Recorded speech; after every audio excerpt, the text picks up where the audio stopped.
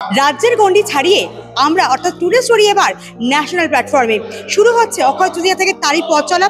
কথা বলে নেব চ্যানেলের ডিরেক্টর প্রীতম সরকারের সঙ্গে যে কি আগামীতে পরিকল্পনা রয়েছে, এখান থেকে কিভাবে সেট আপ রেডি হবে। দেখুন, টুডে স্টোরি আমরা যখন প্রথম শুরু করি সেইটা কোভিডের সময় ছিল। আমরা টুডে স্টোরি বাংলাটা যখন প্রথম আমাদের ভাবনায় আসে, আমরা প্রথম 90 দিনের একটা চিন্তা ভাবনা করি যে আমরা আগামী 3 মাস এই চ্যানেলটাকে কিভাবে চালাবো। সেইটা থেকে আজকে প্রায় 5.5 বছর, এতগুলো মানুষ। আর সবচেয়ে যেটা বড় বিষয় যে আমাদের চ্যানেলে আমরা কখনোই ব্যাকে যাইনি, সবসময় এগিয়েছি এবং যে অনুষ্ঠানটা একবার হয়েছে সেটা বারংবার প্রত্যেক বছর আমরা করতে পেরেছি। তো ঠিক সেইভাবেই যে টুডে স্টোরি ন্যাশনাল যেটা আমরা লঞ্চ করছি, আমরা আগামী 90 দিনের একটা পুরো প্যাক প্রোগ্রাম আমরা নিয়েছি এবং দিল্লিতে ইতিমধ্যেই প্রেস ক্লাব অফ ইন্ডিয়ার যিনি প্রেসিডেন্ট আছেন গৌতম লাহিড়ী, তার সাথে আমাদের কথা হয়েছে।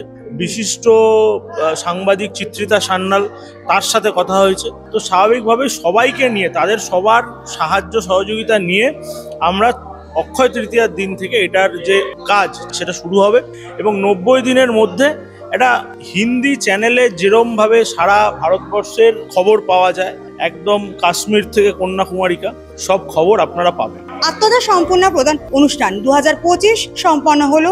বিশেষ কৃতি নারীদের আমরা সম্মানিত করলাম, আর সঙ্গে পেয়ে গিয়েছি টুডে স্টোরি অ্যাসোসিয়েট ডিরেক্টর নুপুর রায়কে। তার সঙ্গে কথা বলবো যে মহিলা কেন্দ্রিক একটা অনুষ্ঠান হলো, গোটা বিষয়টা নিয়ে যদি বলেন।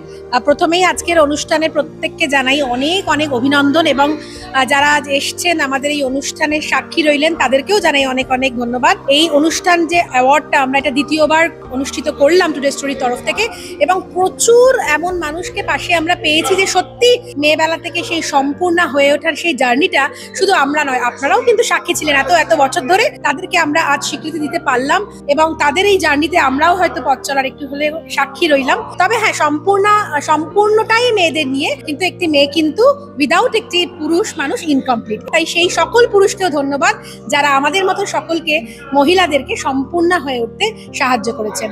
আর আগামী দিনে টুডে স্টোরি ন্যাশনালি আসছে, সারা ভারতবর্ষের মানুষের শুভেচ্ছা চাইবো এই বিষয়টিতে এবং প্রচুর মানুষ অর্থাৎ সেলিব্রিটিরা আমাদের এই শুভেচ্ছা বার্তা চ্যানেলের হয়ে দিয়েছে এবং সেটা অবশ্যই আপনাদের কাছে পৌঁছে যাবে।